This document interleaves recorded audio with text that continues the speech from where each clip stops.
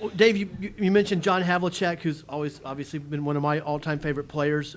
But you played during an era where there were just outstanding players in the NBA. You played with and against John Havlicek, Jerry West, who you mentioned, Wilt Chamberlain, Willis Reed, Wes Unseld, Kareem Abdul-Jabbar, Oscar Robertson. I could go on and on. I'm sure I'm missing a bunch of them. Can you share who were in your mind, some of the greatest players that you played against or with? Well, all those guys you mentioned, a lot of Hall of Famers, a lot of guys that played center position.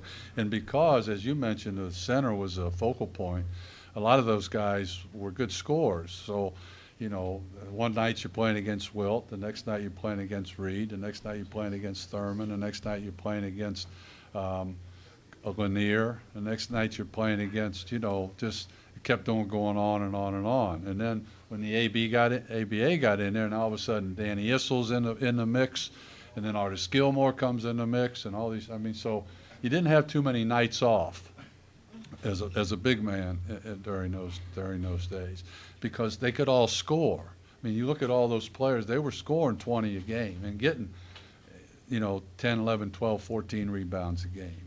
They were double-doubles. Like, I make a big deal out of double-doubles. That's like, you're supposed to get a double-double if you're playing enough minutes, So. Now, I'd like to ask you,